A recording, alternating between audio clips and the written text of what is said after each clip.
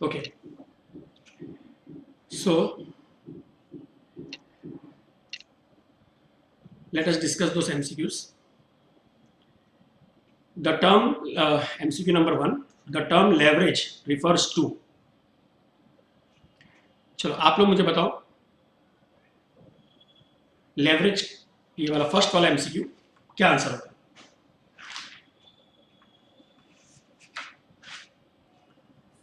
First वाला MCQ का answer क्या होगा?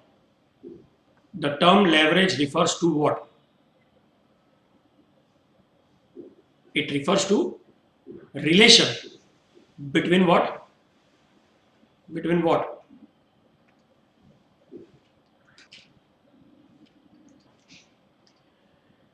सबको ऐसा लगता है it is relationship between fixed cost and profit. No, fixed cost की वजह से होता है, लेकिन अगर समझो डीओएल का फॉर्मूला होता है, ठीक है, समझो डीओएल का formula, it is what? Contribution upon NPBIT. ये फॉर्मूला होता है, बराबर है. इसमें कहीं पे भी फिक्स्ड कॉस्ट नहीं है. डीएफएल का फॉर्मूला होता है, वो होता है एनपीबीआईटी अपॉन एनपीबीटी. इसमें भी कहीं पे फिक्स्ड कॉस्ट नहीं है. फिक्स्ड कॉस्ट की वजह से होता है, लेकिन फिक्स्ड कॉस्ट फॉर्मूला में नहीं होता है. So it is a relationship between. अब देखो, कंट्रीब्यूशन चेंज होगा तो नेट प्रॉफिट चेंज होगा, एनपीबीआईटी चेंज होगा तो एनपीबीटी चेंज होगा. मतलब ये जो दो वेरिएबल्स है, ये अनरिलेटेड है कि रिलेटेड है? रिलेटेड मतलब एक के चेंज होने की वजह से दूसरा भी चेंज होगा. So it has a relation with each other. So the term leverage refers to relationship between two interrelated variables. मतलब आंसर सी होगा. Second, which of the following figure is not required to calculate operating leverage? Operating leverage में contribution और NPBIT चाहिए होता है. सो contribution और EBIT ए और B चाहिए, तो नॉट रिक्वायर्ड क्या होगा? सी. बराबर है. Third, which of the following is not commonly used measure of leverage in financial analysis? Now अभी मतलब कौन कौन से leverage not commonly used? So obviously A B C और तक तो आता है, मैट्रिक्स लेवरेज ऐसा करके कुछ होता ही नहीं. सो इसका आंसर होगा D. Fourth, dash is the ratio of operating income before fixed charges, मतलब before interest and tax, to net operating income after fixed charges. अब देखो, ये होता है बिफोर फिक्स्ड चार्जेस और ये होता है आफ्टर इंटरेस्ट, मतलब after fixed charges. So what is the relation between ratio of this two? इसको क्या बोलेंगे? आपका कौन सा लेवरेज आएगा? डीएफएल.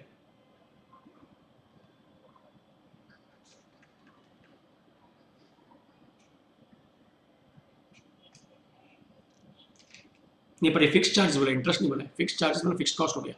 एक मिनट रुको, मैं इसको आपको ऐसे दिखाता हूँ. What is the profit ratio of income before fixed charges? ये फिक्स्ड चार्जेस है. बिफोर फिक्स्ड चार्ज, बिफोर मतलब ये हो गया. With what is the relation with income after fixed charges? After fixed charge मतलब ये. सो कंट्रीब्यूशन और एनपीबीआईटी का रिलेशन मतलब डीओएल हो जाएगा. ये आपका डीओएल हो जाएगा. मतलब डीओएल मतलब आपका आंसर होगा B. Fifth, operating leverage indicates the tendency of EBIT to vary disproportionately with. अभी ये वाला ऑपरेटिंग लेवरेज,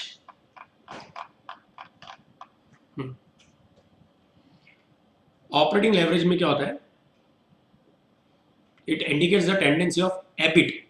ये एबिट कितना चेंज होगा? टू वेरी, मतलब to change disproportionately with profit है कि फिक्स्ड कॉस्ट है कि सेल्स है? With what? सेल्स. सो इसका आंसर होगा C. Sixth, degree of dash is the ratio of percentage increase in EPS to the percentage increase in EBIT. Percentage increase in EPS, percentage increase in EPS upon percentage increase in EBIT. मतलब कौन सा formula हो गया? DFL. DFL हो गया, तो ये आपका हो गया डी. सिक्स्थ का answer D. Then seventh, there is no operating leverage if there is no dash. अभी बहुत सारे स्टूडेंट्स इसमें क्या करते हैं, में मिस्टेक क्या करते हैं? समझो sales minus VC, contribution minus FC, NPBIT. Normally students क्या लिखते हैं, मतलब किसको टिक करेंगे? नॉर्मली ये रॉन्ग आंसर है, मैं आपको बता रहा हूँ। फिक्स्ड कॉस्ट मतलब अगर 7th का आंसर फिक्स्ड कॉस्ट लोगे कि there is no fixed cost, ऐसा नहीं होता। समझो, अगर एक मैं एग्जांपल दूं, ये 1000 है, ये 600 है, ये 400 है, फिक्स्ड कॉस्ट 0 है, नो फिक्स्ड कॉस्ट, 400 हो गया। अब ड्यूएल क्या होगा, कंट्रीब्यूशन अपॉन एनपीबीआईटी, मतलब 400 अपॉन 400, तो 400 अपॉन 400 कितना होगा, 1 टाइम। तो ऐसा नहीं कि ड्यूएल नहीं है, ड्यूएल है, 1 टाइम है। तो नो ऑपरेटिंग लेवरेज मतलब ऑपरेटिंग लेवरेज शुड बी 0, तो नो होता है। तो वो कब पॉसिबल है, जब सेल 0 होगा। अगर सेल से 0 होगा, जब कुछ बेचा ही नहीं, तो वेरिएबल कॉस्ट भी 0 होगा, कॉन्ट्रीब्यूशन 0 होगा। अब ये 0 होगा, अब ये अगर फॉर्मूला क्या होता है, कॉन्ट्रीब्यूशन अपॉन एनपीबीआईटी, ये ना, अगर ये 0 होगा तो 0 upon anything will be 0 only. तो 7th का आंसर क्या होगा आपका, 7th का आंसर होगा if there is no sales, B. 8th, EBIT is usually the same thing as earning before tax, नहीं, earning before interest and tax होता है। नेट इनकम, ऑपरेटिंग प्रॉफिट के फंड्स प्रोवाइडेड बाय ऑपरेशंस। अब देखो operating profit मतलब क्या होता है, देखो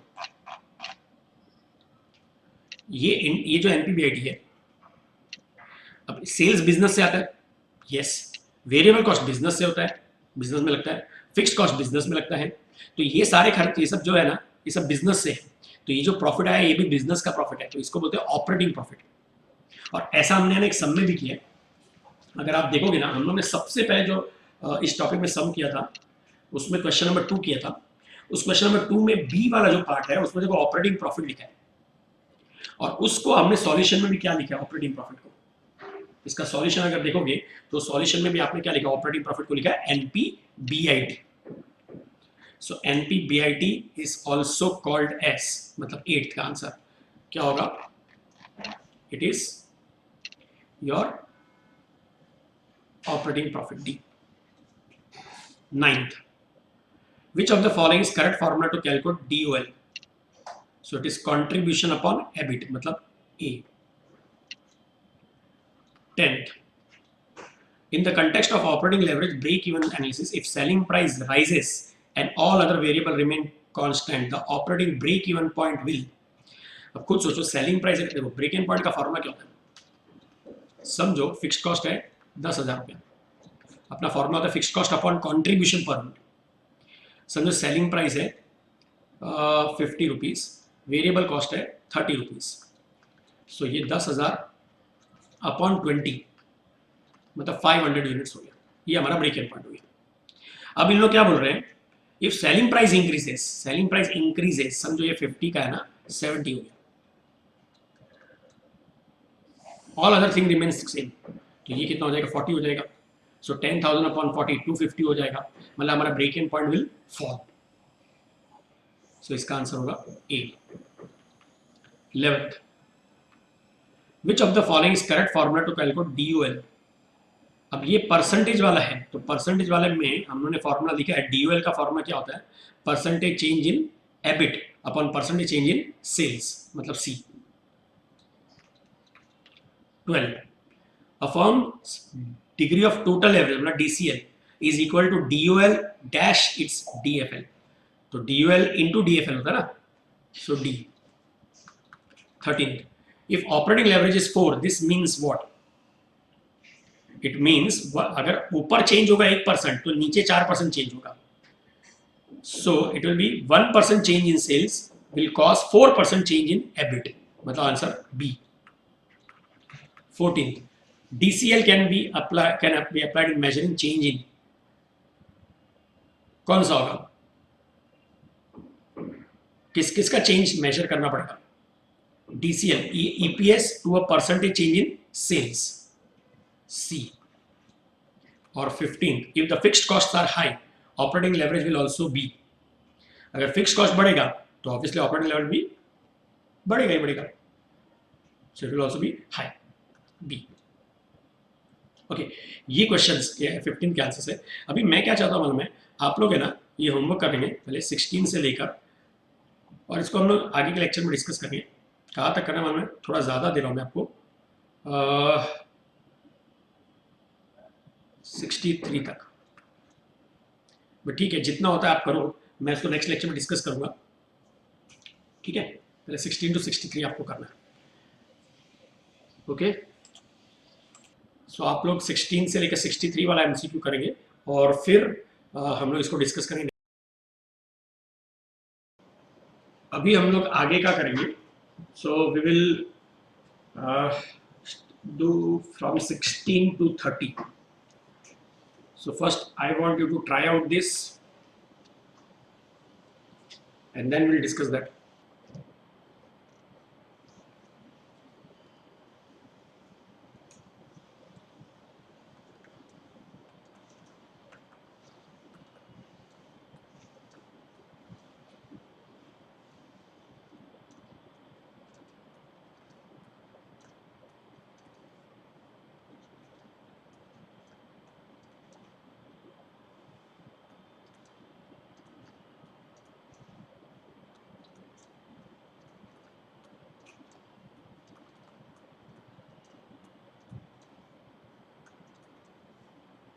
Okay, so we'll discuss them one by one. 16th, measurement of business risk. So अगर आप देखोगे मैंने आप लोगों को ये बताया था कि ऑपरेटिंग लेवरेज जो होता है वो बिजनेस रिस्क होता है, फाइनेंशियल लेवरेज जो होता है वो फाइनेंशियल रिस्क होता है, और टोटल लेवरेज होता है टोटल रिस्क। ओके, सो यहां पर उन्होंने बोला measure of business risk. Measure of business risk मतलब ये कौन सा लेवरेज होगा? Operating leverage. 17th, the presence of fixed cost. Fixed cost मतलब अगर कुछ नहीं बोले तो ऑपरेटिंग फिक्स्ड कॉस्ट होता है। तो presence of fixed cost results into which leverage? So fixed cost है तो ऑपरेटिंग लेवरेज होगा, क्योंकि हमारा फॉर्मूला में भी वही होता है। देखो हम लोग का जो फॉर्मूला होता है, ये फिक्स्ड कॉस्ट की वजह से कौन सा लेवरेज क्रिएट होता है? DOL, ठीक है। सो 17th का आंसर होगा B. 18th, a high operating leverage indicates what? अब देखो, अब ये भी लेवरेज मतलब रिस्क होता है, बराबर है। सो इज इट रिस्की के फेवरेबल? Obviously risky. अब रिस्क में भी किसके वजह से है? देखो ए और सी तो ऑटोमेटिक निकल गया क्योंकि वो तो फेवरेबल बोला है। बी और डी में हाईली रिस्की सिचुएशन बोला है, बट बी में बोला ड्यू टू इंटरेस्ट और डी में बोला ड्यू टू फिक्स्ड कॉस्ट। सो हमारा आंसर क्या होगा? क्योंकि ये ऑपरेटिंग लेवरेज बोला है, so it will be highly risky situation due to large fixed cost. तो मतलब आंसर होगा डी। 19th में बोला है match the following basically. So एक साइड की लिस्ट में PQRS है और दूसरे लिस्ट में 1 से 5 तक की है। सो जो हम लोग को पहले मालूम है बताते हैं, मतलब जो फैक्टरिंग वाला कंसेप्ट वर्किंग कैपिटल टॉपिक में होगा तो वो अभी मैंने बताया नहीं है, बट फिर भी उससे वो एक्चुअल में वो मालूम पड़ जाना चाहिए। पी वाला आंसर एक्चुअली 3 होगा, बट फिर भी ऑपरेटिंग लेवरेज तो अपने को पता है। ऑपरेटिंग लेवरेज बताओ, सेल्स के फिक्स्ड इंटरेस्ट कॉस्ट के, वर्किंग कैपिटल के, ब्रेक इवन पॉइंट के फिक्स्ड कॉस्ट। अब ये मालूम है ऑपरेटिंग लेवरेज किसके वजह से होता है? फिक्स्ड कॉस्ट की वजह से। मतलब क्यू का आंसर 5 होगा। अब क्यू का आंसर 5 होगा, सो नीचे जो लिस्ट ऑफ ऑप्शंस दिए हैं उसमें खाली डी वाला कैंसिल हो गया क्योंकि उसमें क्यू का आंसर 2 दिया, ठीक है। अब ए बी सी में से फिर फाइनेंशियल लेवरेज भी दिए एस। फाइनेंशियल लेवरेज किसकी वजह से होता है? फिक्स्ड इंटरेस्ट कॉस्ट की वजह से होता है, तो एस का आंसर 2 होगा। अब एस का आंसर 2 होगा, ठीक है, तो ये ऑप्शन ए और सी पॉसिबल है, बी कैंसिल हो गया, बराबर है। तो ए और सी में से आएगा। अब जो डेटर्स टर्नओवर रेशियो ये हमने किया हुआ है, debtors turnover ratio, any turnover ratio starts with sales. So S R का आंसर 1 होगा। अब आर का आंसर 1, तो ये कहां पर आएगा अपना? मतलब ये ए और सी दोनों में है, बराबर है। अब अपने को फिर लास्ट में ये मालूम होना चाहिए कि फैक्टरिंग होता है वर्किंग कैपिटल में, तो वर्किंग कैपिटल मतलब आएगा अपना 3। So that is C is the right answer. Is this clear to all of you?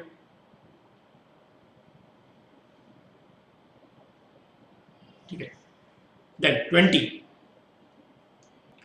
20 में दिया है operating leverage depends on what. अब ऑपरेटिंग लेवरेज है, क्या क्या फिगर पर डिपेंड होता है, क्योंकि हमारा फॉर्मेट क्या होता है?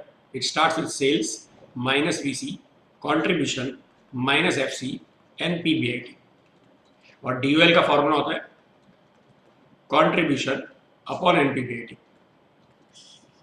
So ऑपरेटिंग लेवरेज के लिए कंट्रीब्यूशन इंपॉर्टेंट है, यस। इंटरेस्ट इंपॉर्टेंट है, नो, क्योंकि इंटरेस्ट इसके बाद में आता है। फिक्स कॉस्ट इंपॉर्टेंट है, यस, क्योंकि फिक्स कॉस्ट चेंज होगा तो हमारा एनपीबीआईटी चेंज होगा तो डीयूएल चेंज हो जाएगा।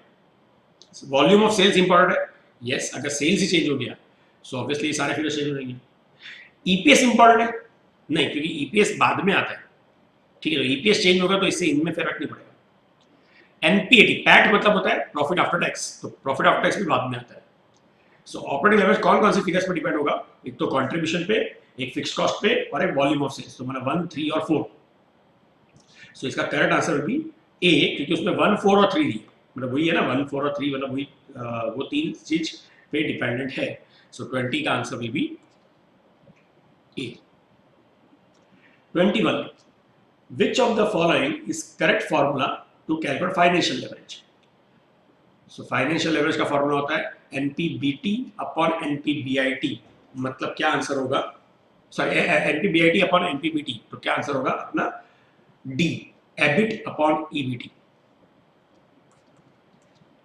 22, a firm has a DOL of 4.5. अब DOL 4.5 है, what does this tell about the firm? So DOL 4.5 का मतलब क्या होगा, अगर ऊपर सेल्स में 1% चेंज होगा तो हमारा NPBIT जो है ना वो 4.5 टाइम्स मतलब 4.5% चेंज होगा। So correct answer will be D, if sales rises by 1% then EBIT will rise by 4.5%। 23, high operating leverage shows what. अभी अगर हाई ऑपरेटिंग लेवरेज होगा तो एक मिनट जस्ट देख लेते हैं हम लोग। हाँ चलो मैं इसमें कर लेता हूँ। सिचुएशन 1, सिचुएशन 2,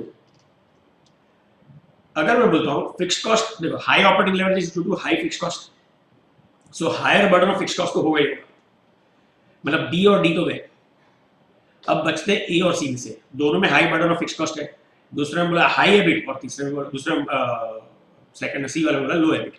तो देख लेते क्या रेट है, बराबर है।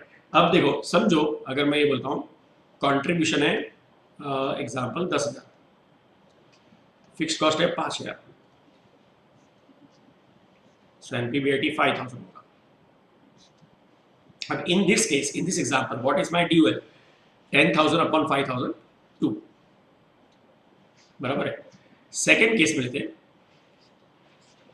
ये मैंने लिया समझो 6,000, फिक्स कॉस्ट 5,000 ही ले रहा हूं और ये 1,000, तो 6,000 अपॉन 1,000 6 टाइम्स। DOL ज्यादा किधर है, ये, so high DOL shows, high operating leverage shows what, high fix cost, ठीक है, फिक्स कॉस्ट तो हाई होना चाहिए, और हाई एबिट होना चाहिए कि लो एबिट होना चाहिए, ये एबिट हाई होना चाहिए कि लो होना चाहिए, ये जितना लो होगा उतने में वो वाले केस में हमारा DOL हाई आता है ना। So correct answer will be C. Is this clear? 23 वाले में मैंने क्या किया, कंट्रीब्यूशन 10,000 एज्यूम किया, मैं इधर वापस लिख देता हूँ, 10,000 एज्यूम किया, 5,000 फिक्स्ड कॉस्ट, तो एनपीबीआईटी 5,000, सो DOL इज कंट्रीब्यूशन अपॉन एनपीबीआईटी मतलब 2 टाइम्स। दूसरे केस में मैंने क्या लिया, इसको 6,000 लिया, ये 5,000 लिया, ये 1,000, तो 6,000 अपॉन 1,000 6 टाइम्स। इन दोनों में से हायर लेवरेज किधर है, इधर है, सो हाई लेवरेज मतलब है ऑब्वियसली फिक्स कॉस्ट तो हाई होना ही चाहिए, और साथ में उन्होंने पूछा एनपीबीआईटी हाई होना चाहिए कि लो होना चाहिए, ये एनपीबीआईटी है, एनपीबीआईटी ये वाला लो होना चाहिए ना, इसलिए करेक्ट आंसर भी C. 24, operating leverage is directly dash to business risk, मतलब ऑपरेटिंग लेवरेज से बिजनेस रिस्क का रिलेशन क्या है, हाई ऑपरेटिंग लेवरेज मतलब high risk business risk, so मतलब डायरेक्टली प्रोपोर्शनल है, so answer will be A. The next 25, a firm has a DFL of 5.5, what does this tell about the firm? Okay, अभी 25 में बोला है a firm has a DFL of 5.5, अब देखो DFL, तो DFL में जैसे इधर मैं बता दूं, हाँ DFL में क्या होगा, यहाँ पर कि अगर समझो यहाँ पर है ना 10 टाइम्स है, इस एग्जांपल में 40 के सामने 400, एनपीबीआईटी 40 चेंज हो रहा है तो ये 400 चेंज हो रहा है। यस, मतलब एनपीबीआईटी अगर एक चेंज होगा तो ये 10 चेंज हो रहा है। सो किसके चेंज होने पे क्या चेंज होगा? एनपीबीआईटी के चेंज होने पे एनपीबीटी चेंज होगा। सो फर्स्ट ऑफ ऑल ए नहीं होगा क्योंकि सेल्स की बात हो रही है। इफ एबिट राइजेस बाय 5.5%, नहीं यहां पर 1% होगा तो 5.5 नीचे होगा, तो बी रॉन्ग हो गया। If EBIT rises by 1%, then अगर देखो यहां पर मैंने बताया था जितना परसेंट ये चेंज होगा 400% समझो, तो उतना ही एनपीएटी भी चेंज होगा, उतना ही ईपीएस भी चेंज होगा। इसलिए हमने देखो डीएफएल के फॉर्मूला में भी लिखा है, चेंज इन एनपीबीटी बोलो या चेंज इन एनपीएटी बोलो या चेंज इन ईपीएस बोलो, it is one and the same. बराबर है? करेक्ट। सो दिस मीन्स कि यहां पर 1% चेंज हुआ तो ईपीएस विल राइज बाय 5.5%, मतलब correct answer will be C.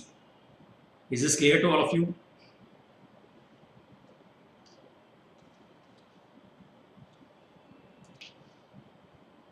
Okay.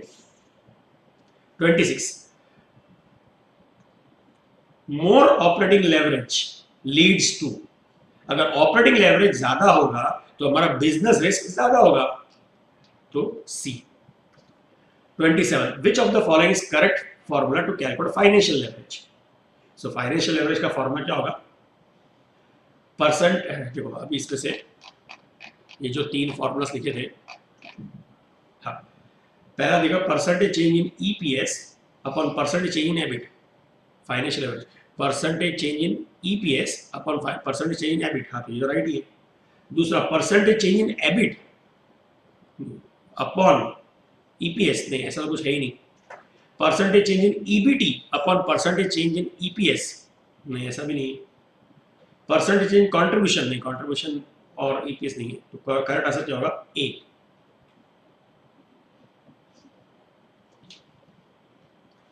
28, higher operating leverage is related to the use of additional, higher operating leverage किसके वजह से होगा? हायर फिक्स्ड कॉस्ट की वजह से, सो ए।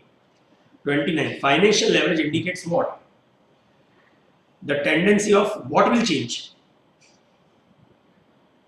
इधर मैं बोलूं एनपीबीआईटी चेंज होगा तो एनपीबीटी चेंज होगा, मतलब what will change on what? It means NPBT will change when NPBIT will change. तो करेक्ट आंसर क्या होगा? The tendency of profit before tax, NPBT मतलब profit before tax, to very disproportionately with NPBIT EBIT, मतलब option D.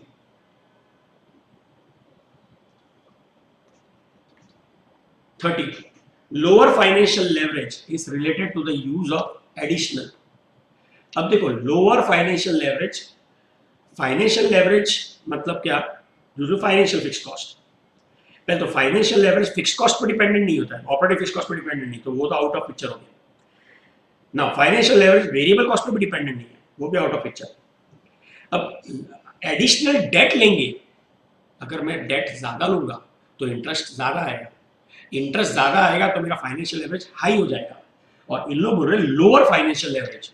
तो अगर lower financial leverage करना होगा तो और फंड्स की जरूरत है तो हम लोग को डेट नहीं लेना चाहिए, we should take more and more equity.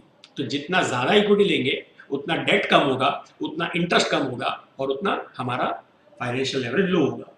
सो 30 का answer D. Is this clear? Have you understood this part? ठीक है, तो अभी now I want you to solve 31 to, आप 31 टू 50 करो ट्राई, और फिर मैं उसको डिस्कस करूँगा। सो आप लोग ये 50 तक करो, 31 से 50, will discuss that.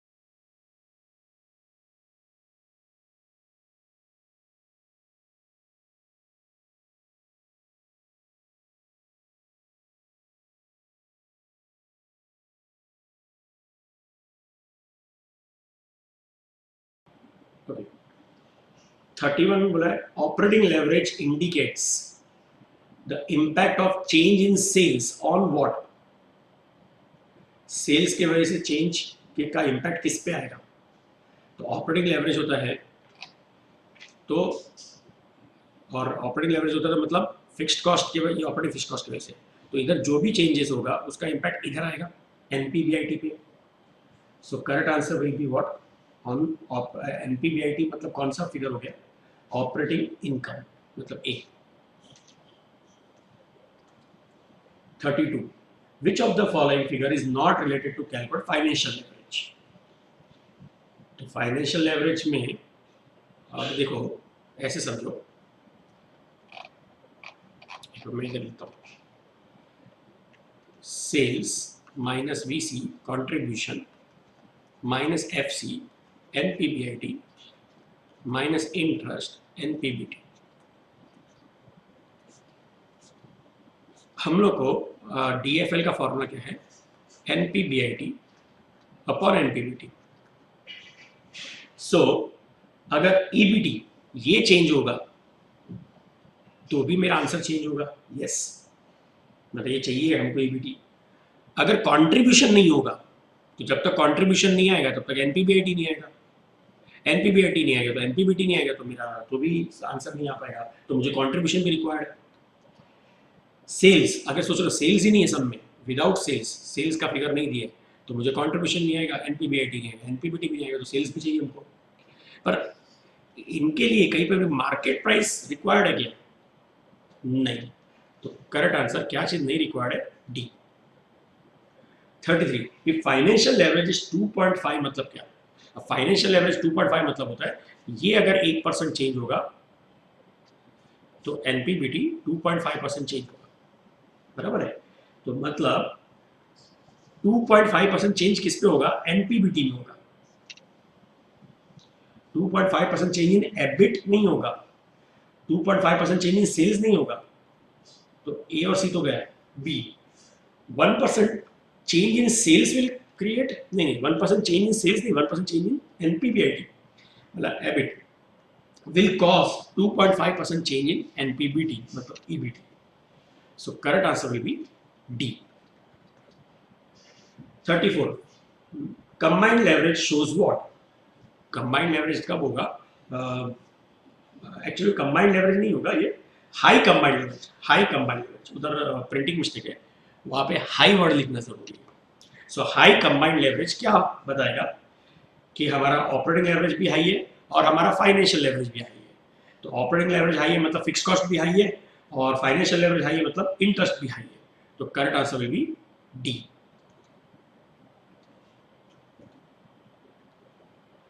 Okay 35 in which of the following case it can be said that the firm has favourable financial leverage. So अगर फाइनेंशियल लेवरेज फेवरेबल है कि नहीं, वो मैंने एक सम में आप लोग को बताया था कि जब भी कंपनी का रिटर्न ऑन इन्वेस्टमेंट, समझो मैंने वो सम में ऐसे ही था कि इंटरेस्ट लोन ले रहे थे 9% पे और कंपनी का आरओआई निकाला था 27% था रिटर्न, बराबर है। ये अपनी बुक में से कौन सा क्वेश्चन है, बुक में से ये क्वेश्चन नंबर 4 में है, देखो अगर क्वेश्चन नंबर 4 देखोगे उसमें बी पार्ट है does it has a favourable financial leverage, ये कुछ है, और उसके पहले हमने ए में क्या निकाला है, आरओआई। सो आरओआई 27% था, और ऊपर अगर देखोगे तो उसमें कंपनी के पास 9% डेट है, तो हमने लिखा भी ऐसे ही है कि कंपनी इज बोरोइंग, मतलब मैं समझो कंपनी हूँ, मैं आपसे बोरो कर रहा हूँ 9% पे और मैं उसको बिजनेस में इन्वेस्ट करके 27% कमा रहा हूँ, तो आई कैन इजिली पे यू 9%, बराबर है। तो ये लोन लेना फेवरेबल हुआ, यस। तो फाइनेंशियल लेवरेज क्रिएट करना फेवरेबल हुआ, यस। तो ये कब होता है favourable financial leverage, when ROI is more than the interest. So correct answer will be D.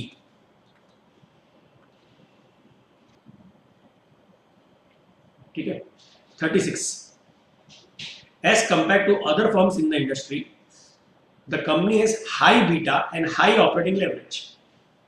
तो अगर लेवरेज हाई है तो रिस्क हाई होगा, सो इसका मतलब company is having more risk as compared to other firms in the industry. Answer क्या होगा, ए।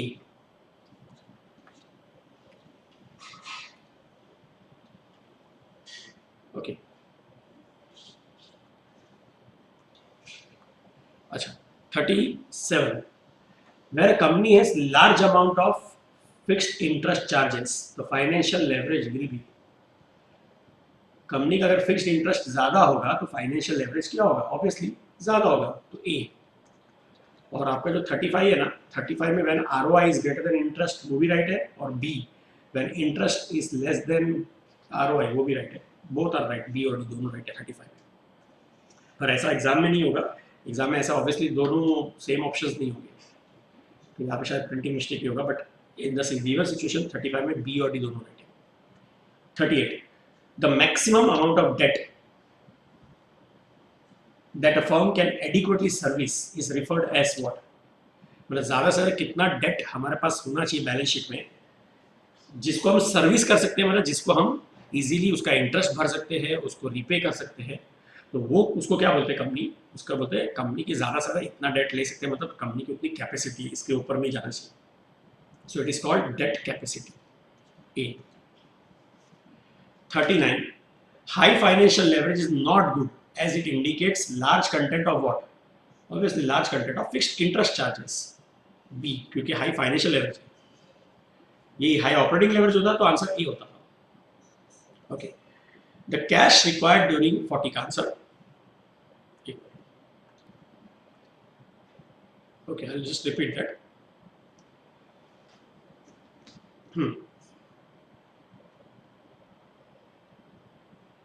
37 का आंसर क्या होगा where a company has large fixed interest the financial leverage will be high मतलब A क्योंकि obviously fixed interest ज्यादा होगा तो financial leverage भी high होगा 38 the maximum amount of debt that a firm can adequately service मतलब कितना date लेना चाहिए जिसको हम लोग आराम से उसका इंटरेस्ट पे कर सकते हैं और बाद में उसको रीपे कर सकते हैं डेट को तो उसको क्या बोलते हैं हम लोग कि कंपनी कितना डेट ले सकती है मतलब कंपनी की डेट कैपेसिटी क्या है so correct answer will be 38 का answer A 39 high financial leverage is not good as it indicates large content of what तो ऑब्वियसली हाई फाइनेंशियल लेवरेज है तो it is due to high fixed interest होगा ना तो large content of fixed interest cost तो answer B 40 the cash required during a specific period to meet interest and principal repayment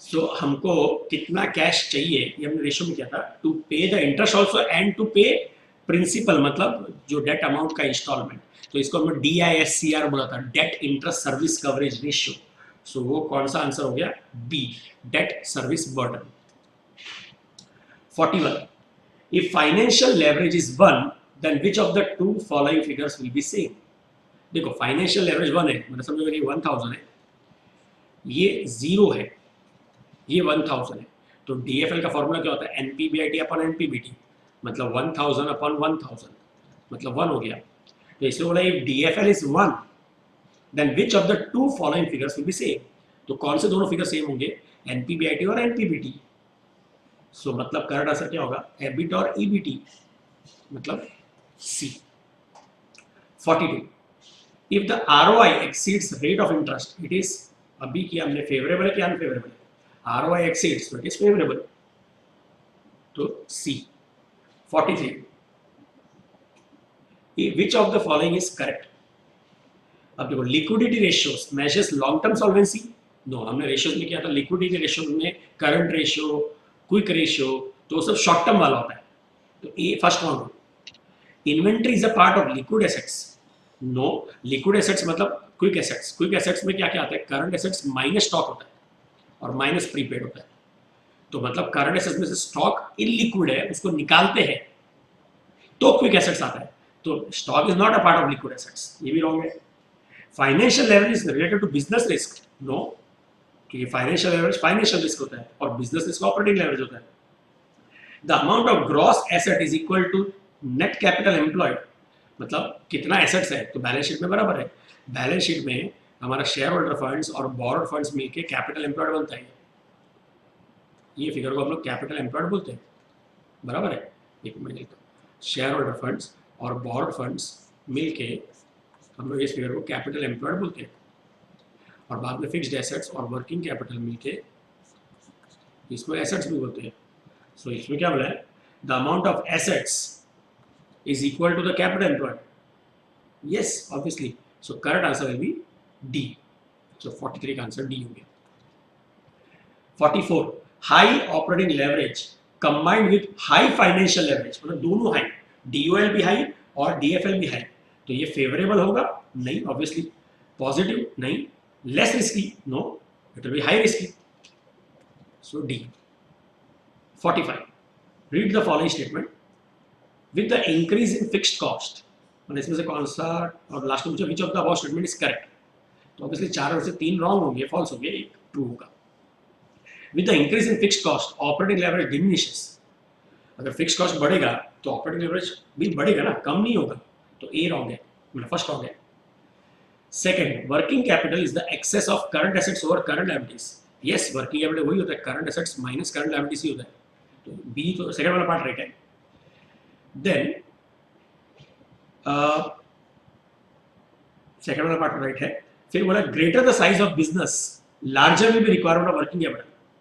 हाँ, जितना ज्यादा business grow होगा उतना ज्यादा वर्किंग कैपिटल की रिक्वायरमेंट होगी। यस, ये भी राइट है, तो थर्ड भी राइट है, सेकंड तो राइट है, थर्ड भी राइट है। Working capital is also known as circulating capital. Yes, ये भी राइट है, सो सेकंड भी राइट है, थर्ड भी राइट है, फोर्थ भी राइट है, तो उस सेकंड, थर्ड और फोर्थ कौन सा ऑप्शन है? बी है, बी में सेकंड, थर्ड और फोर्थ तीनों राइट है, सो इसका आंसर बी होगा 45 का। 43 का ऑप्शन है ना, नन ही होगा, मतलब डी।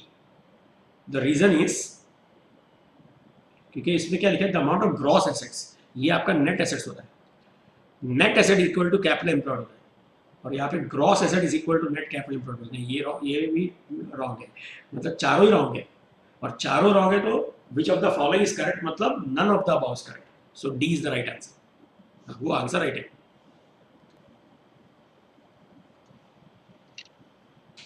Okay, then 46.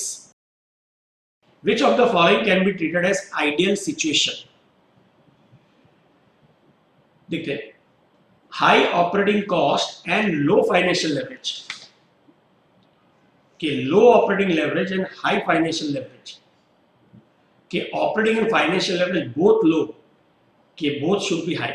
अब देखो, अगर अपने को रिस्क सबसे ज्यादा फेवरेबल क्या सिचुएशन होगा हमारे लिए, कि हम जब सबसे कम लीस्ट रिस्क पे, तो लीस्ट रिस्क कब होगा, जब हमारा सारे रिस्क मतलब सारे लेवरेज लो होंगे, तो सी का आंसर में क्या है, operating and financial leverage both should be low, मतलब क्या होगा आंसर सी। अच्छा, अब मैं ना एक minute, before I go to the next MCQ, मैं आपको है ना एक दो ये एक्स्ट्रा खाली बता रहा हूं। समझो अगर ऐसा पूछा है, डीओएल हाई एंड डीएफएल लो,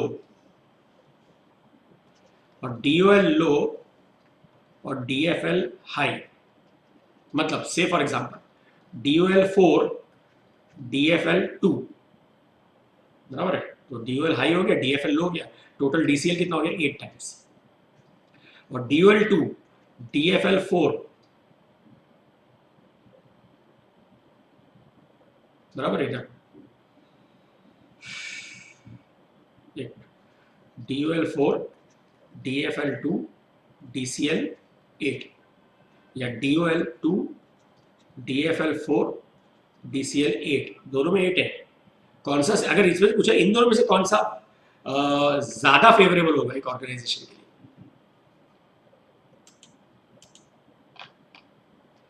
तो correct answer will be according to क्या, मतलब ये फर्स्ट वाला कि सेकंड वाला, चलो मुझे बताओ। बेटर कौन सा रहेगा मालूम है, ये क्यों मालूम है, ऑपरेटिंग लेवरेज है ना, देखो ऑपरेटिंग फिक्स कॉस्ट क्या होता है, सैलरी, रेंट, और फाइनेंशियल क्या होता है, इंटरेस्ट और प्रेफरेंस। ये अगर ज्यादा होगा ना सैलरी और रेंट, तो इसको कम नहीं कर सकते हम लोग, क्योंकि सैलरी और रेंट ज्यादा है, मतलब उतने एम्प्लॉय जरूरत है, उतनी ऑफिस, उतनी स्पेस चाहिए, ये कम नहीं हो सकता सैलरी रेंट। बट इंटरेस्ट और प्रेफरेंस जो है कम कर सकते हैं, कैसे, अगर समझो कंपनी ने प्रॉफिट्स कमाया तो वो लोन रीपे कर दो, लोन रिपे कर दिया, प्रेफरेंस शेयर्स को रिडीम कर दिया, तो आपका ये कॉस्ट जीरो बन सकता है, ये जीरो बन सकता है, लेकिन ये जीरो नहीं बन सकता है। तो मतलब हमेशा हमारे लिए बेटर पोजीशन क्या होगा कि एक बार ये ज्यादा होगा चलता है क्योंकि इसको कम कर सकते बाद में, लेकिन ये ज्यादा होगा ना तो ये नहीं चलेगा क्योंकि इसको कम नहीं कर सकते। सो मतलब दोनों सिचुएशन में ये हिट है, लेकिन हम लोग है ना फिर भी सेकंड वाले को प्रायोरिटी देंगे क्योंकि ऑपरेटिंग लेवरेज लो है, मतलब ऑपरेटिंग फिक्स कॉस्ट कम है, वो चलता है। Is it clear? ऐसा अभी एमसीक्यू है नहीं, लेकिन अगर होगा इन दोनों सिचुएशन में तो सेकंड वाला बेटर है। अच्छा 47 assertion A, high operating leverage shows high burden of fixed cost और रीजन। अब देखो ये assertion और रीजन है ना, इनको कैसे पढ़ने का, मैं तो पूरा लिखता हूं। High operating leverage represents high fixed cost और दूसरा रीजन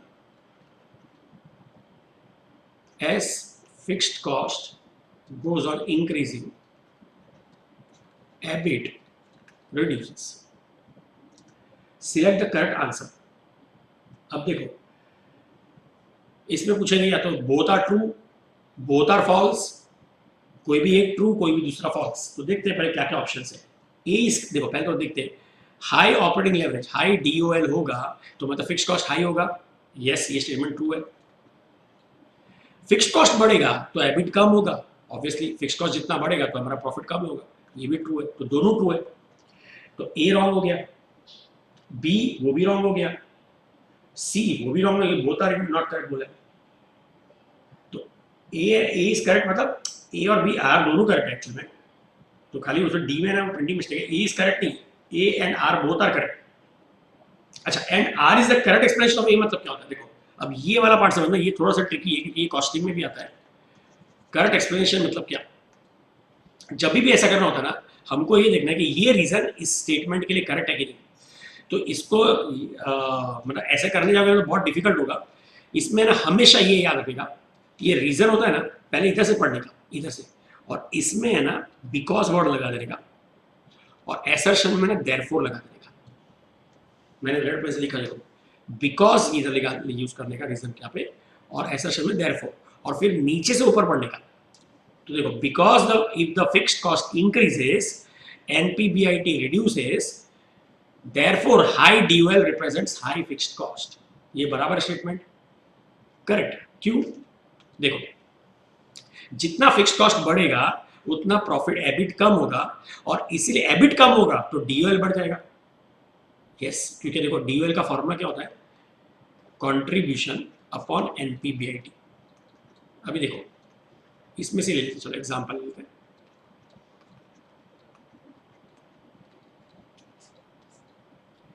समझो ये 10 ये 1000 रुपये है, ये 600 है, ये 400 है, ये 300 है, ये 100 है। सो अभी हमारा डीओएल कितना है, 400 अपॉन 100 4 टाइम्स। अब बोल रहे हैं if the fixed cost increases, fixed cost को मैं बढ़ा देता हूँ, समझो मैं इसको 360 करता हूँ, या इधर नहीं लिखता, इसको ऐसे लगता है ऐसे, चलो 360 कर दिया, तो ये कितना हो जाएगा 40। तो अब भाई आंसर क्या हो जाएगा, 400 अपॉन 40 10 टाइम्स हो जाएगा। So because if the fixed cost increases EBIT decreases, fixed cost बढ़ेगा तो एबिट कम होगा, बराबर है, और इसीलिए ऑपरेटिंग लेवरेज भी बढ़ेगा। तो देयरफॉर हाई डीओएल का मतलब क्या होता है, हाई फिक्स्ड कॉस्ट होता है। यस हाई डीओएल मतलब हमारा फिक्स्ड कॉस्ट हाई है।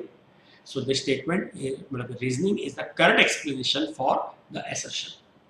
सो इसको पढ़ने का तरीका क्या होता है, रीजन के पहले बिकॉज वर्ड लगाने का, और असर्शन के पहले देयरफॉर लगाने का, और नीचे से ऊपर पढ़ने का।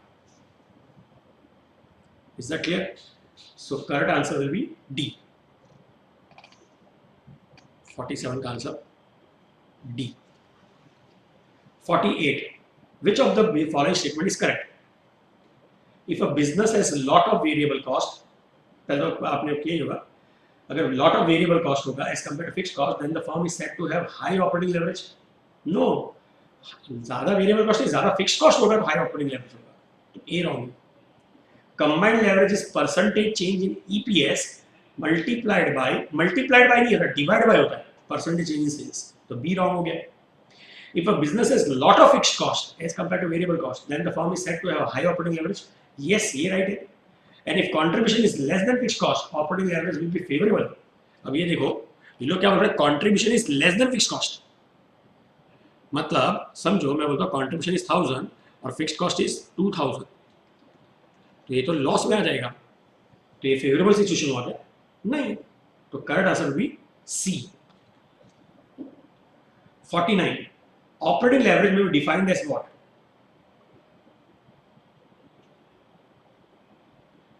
Operating leverage मतलब the degree to which debt is used? No, debt use करना वो financial leverage होता है.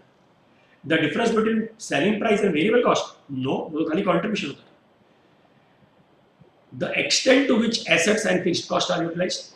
हाँ, क्योंकि अगर assets अच्छे से utilize होगा तो high asset turnover होगा तो sales बढ़ेगा, और जितना फिक्स्ड कॉस्ट होगा उसके हिसाब से हमारा तो सेल्स और फिक्स्ड कॉस्ट अगर ये सब होगा तो हमको ऑपरेटिंग लेवरेज मालूम पड़ेगा कि अगर हाई सेल्स होगा, ये सेल्स बढ़ गया, जितना ज्यादा अच्छे से यूटिलाइज करूंगा, मेरा फिक्स्ड कॉस्ट मालूम मुझे, तो उतना मेरा ये एनपीबीआईटी फास्ट इंक्रीज होगा. सो ऑपरेटिंग लेवरेज सी हो सकता है. D, difference between fixed cost and contribution. Fixed cost और कंट्रीब्यूशन का डिफरेंस एनपीबीआईटी होता है, it is not operating leverage. So correct answer will be C. और last 50. Degree of dash is the ratio of percentage change in EPS to the percentage change in sales. EPS is the last figure in the statement, last एकदम नीचे आता है. EPS का change और sales का change उसके बीच में दोनों ही आ जाते हैं, फिक्स्ड कॉस्ट भी आ जाता है और इंटरेस्ट भी आ जाता है, तो both leverage will take place. तो correct answer will be combined leverage, C. Is this part clear to you, all of you? Okay, अभी आप लोग 51 से लेकर 63 तक करो. 51 to 63.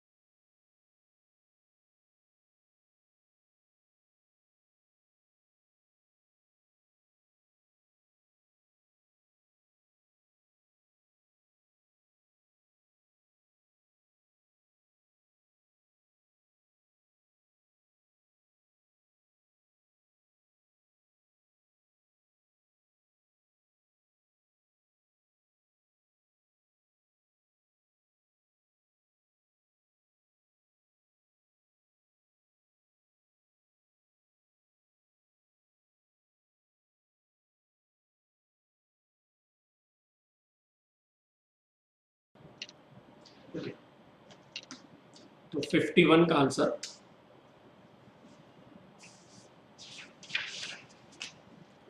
The conservative firm will utilise what?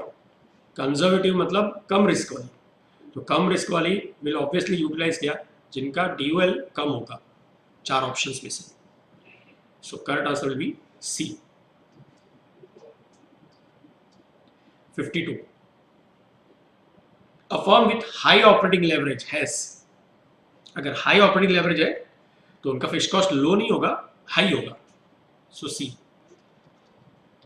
53 a firm with high operating leverage is characterized by dash while one with high financial leverage is characterized by dash. So obviously high operating leverage है तो high fixed cost और high financial leverage है तो high interest, तो correct answer क्या होगा? C has high fixed cost and high interest with high fixed financial cost. C. 54 which of the following statement is true? If contribution exceeds fixed cost, operating leverage will be favourable. अगर contribution fix cost से ज्यादा है,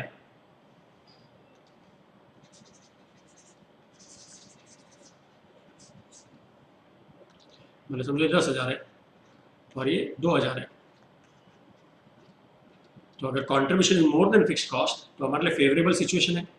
हाँ, अच्छा है। If ROI exceeds rate of interest, ये भी हमने किया था, तो financial leverage will be favourable.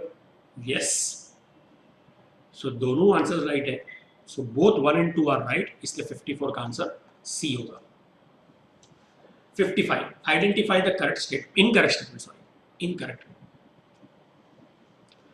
So securitization is a short term finance arrangement. अभी क्या होता है एक्चुअली में ना, ये वाला कंसेप्ट जो है ना, ये तो जो एमसीक्यू है ये पूरे एफएम के बेस पे है, और सिक्योरिटाइजेशन आगे के टॉपिक में आता है, सोर्सेज ऑफ फाइनेंस करके एक टॉपिक होगा, कैपिटल स्ट्रक्चर उसके अंदर आएगा। तो सिक्योरिटाइजेशन अभी खाली मैं सिर्फ इतना बता सकता हूँ कि securitisation is not a short term, it is a long term, क्योंकि लॉन्ग टर्म एसेट्स को गिरवी रख के या मतलब उस बेसिस पे जो फंड्स कलेक्ट करते हैं या लोन लेते हैं उसको सिक्योरिटाइजेशन बोलते हैं।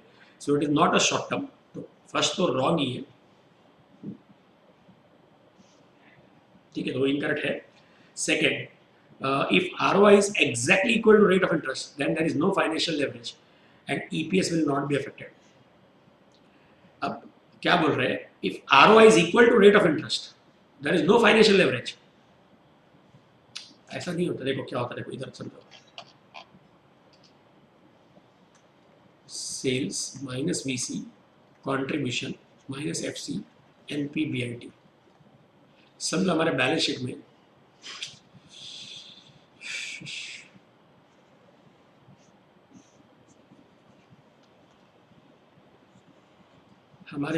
में 10% डिवेंचर है या लोन है, समझो 100 का, इक्विटी है 200, करंट लायबिलिटी है 200, 500 रुपया, इधर भी समझो 500,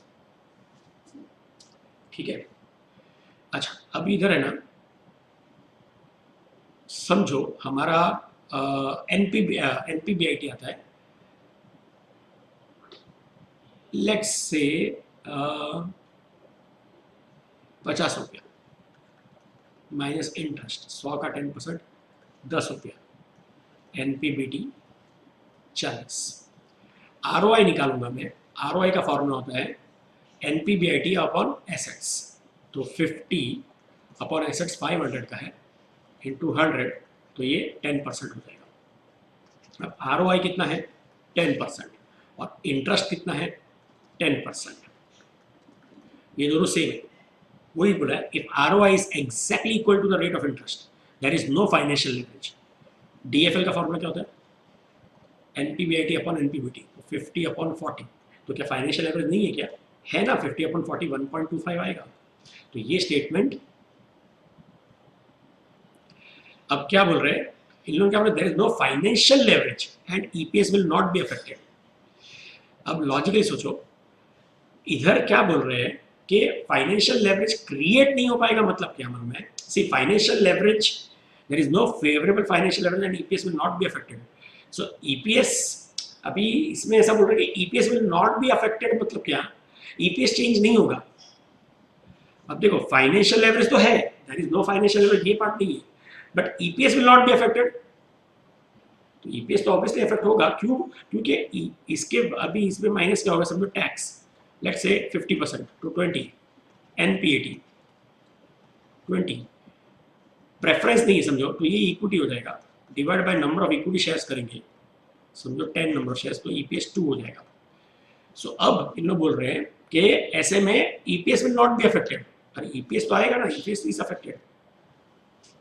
तो ये वाला पार्ट जो है ना, ये बराबर नहीं है, ये स्टेटमेंट ही रॉन्ग है एक्चुअली, इनकरेक्ट स्टेटमेंट नहीं है, स्टेटमेंट प्रॉपर ही नहीं है। थर्ड बोल रहे हैं, a negative working capital means company is unable to meet its long term liabilities. No, ये फॉल्स स्टेटमेंट है, क्योंकि नेगेटिव वर्किंग कैपिटल मतलब company is not able to meet its short term liabilities. Fourth, a desire to maintain an established dividend policy may affect the volume of working capital or change in working capital may bring about adjustment of dividend policy। मतलब क्या, अगर company ने सोच के रखा है कि company को एक फिक्स्ड डिविडेंड परसेंटेज देना है, तो समझो अगर प्रॉफिट कम हुआ और फिर भी समझो अगर कंपनी ने बोला कि हर साल आपको 10 रुपये डिविडेंड देना पर शेयर, समझो इस साल प्रॉफिट ही 6 रुपये हुआ पर शेयर, तो भी अगर कंपनी को मेंटेन करना है 10 रुपये डिविडेंड पर शेयर, तो क्या करना पड़ेगा? इन दैट केस क्या करना पड़ेगा, कंपनी को लोन लेके डिविडेंड देना पड़ेगा, तो उसका वर्किंग कैपिटल अफेक्ट हो जाएगा। यस, तो ये स्टेटमेंट ट्रू है। सो मतलब आपका जो इनकरेक्ट स्टेटमेंट सिर्फ 1 और 3 है, so it should be B. Then 56, DOL can be computed by what? तो percentage change in operating income मतलब EBIT upon percentage change in sales, ये राइट है। Percentage change in percentage change in operating income मतलब NPBT upon percentage change in sales, हाँ ये right है। तो इसका आंसर क्या होगा? ए।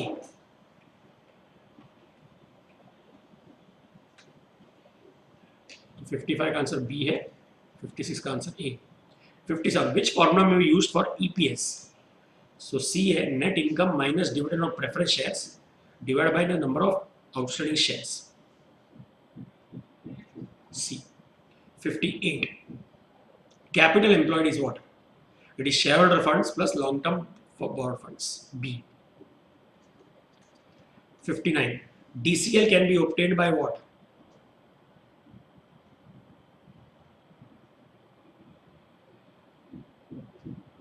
हाँ, अब देखते हैं 4 ऑप्शन। हमारा डीसीएल का फॉर्मूला क्या होता है? डीसीएल का फॉर्मूला क्या होता है? It is due to both ना, डीओएल और डीएफएल, डीओएल इंटू डीएफएल, बराबर है। डीओएल का फॉर्मूला होता है कॉन्ट्रीब्यूशन अपॉन एनपीबीआईटी और डीएफएल का होता है एनपीबीआईटी अपॉन एनपीबीटी, बराबर है।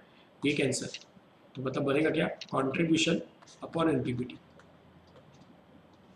अब इन लोग बोल रहे पहला एबिट प्लस फिक्स कॉस्ट, ये एनपीबीटी, इसमें मैं फिक्स कॉस्ट अगर ऐड करूंगा तो कॉन्ट्रीब्यूशन बन जाएगा, तो ये न्यूमरेटर आ गया, divide by EBIT minus interest, EBIT में से इंटरेस्ट माइनस करूंगा तो एनपीबीटी आएगा, हाँ ये भी आ गया, तो ये तो राइट है। ईबीटी अपॉन सेल्स, नहीं ईबीटी अपॉन सेल्स नहीं है। सेल्स अपॉन कॉन्ट्रीब्यूशन, नहीं ये भी नहीं है। सेल्स अपॉन कैश, नहीं, तो करंट आंसर इज व्हाट? ए। 60 नहीं 60 61, अच्छा नहीं 60, ये सब तो प्रैक्टिकल एमसीक्यूज है, ये तो इसका मैंने 63 बता रहा था, सीधा 63 देखो। You are finance manager of Big Pen Limited, the DOL of your company is 5। DOL Big Pen Limited के हम लोग financial management, DOL is 5 and DFL is 3. Your MD has found the degree of operating leverage and DFL of your nearest competitor small pen is 6 and 4. तो हमारा DCL कितना होगा? Multiply ना, 5 into 3 15 by 24. In his opinion, small pen is better than big pen because of high leverage. तो small pen का financial operating leverage भी high है, financial भी और कंबाइंड भी हाई है। तो योर एमडी सेइंग कि स्मॉल पेन इज बेटर क्योंकि उसका लेवरेज हाई है। तो उसका ऐसा क्यों बोलना कहने का मतलब है, क्योंकि अगर लेवरेज हाई होगा तो प्रॉफिट बढ़ेगा भी फास्ट, बराबर है। मतलब क्या, अगर हमारी कंपनी का सेल्स 1% बढ़ेगा सो प्रॉफिट 15% बढ़ेगा, लेकिन इधर 1% बढ़ेगा सेल्स तो प्रॉफिट 24% बढ़ेगा। तो ये बोल रहा है कि स्मॉल पेन बेटर है, बट लेकिन मैंने ये बताया था प्रॉफिट देगा भी बहुत लेकिन लेगा भी बहुत, क्योंकि जब सेल्स गिरेगा ना तो हमारा प्रॉफिट 15% गिरेगा लेकिन उसका दूसरे का 24% गिरेगा, तो वो खराब टाइम पे रिसेशन में उसका प्रॉफिट फास्ट गिरेगा भी। तो हमेशा Small Pen is not better. तो करेक्ट आंसर क्या होगा, पहले ये देखते हैं। High operating leverage means high fixed cost, consequently high business risk. A small pen has high operating leverage, hence it has high business risk as compared to big pen. ये तो statement बराबर है। Second, high financial leverage shows high interest cost and high financial risk. As small pen has high financial leverage, it has high financial risk as compared to big pen. ये भी right है। High combined leverage shows combined effect of both fixed cost and interest cost. Consequently, higher business and financial risk. A small pen has higher combined leverage, hence it has both high business risk and high financial risk as compared to big pen. ये भी right है। तो correct answer is D, all of the above.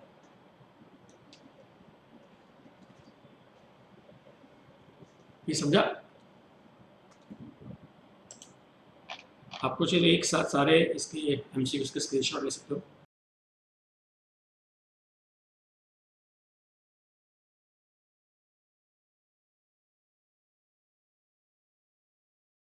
अच्छा, मैंने आप लोग को बोला कि जो बचे हुए एमसीक्यूज है जैसे 60, 61, 62 और फिर 64 से लेकर जो भी लास्ट तक है आपका, वो सारे क्वेश्चंस पहले आपको ट्राई करना है, ठीक है, सो दैट यू कैन पहले तो उसमें आंसर्स आप लोग देख सकोगे,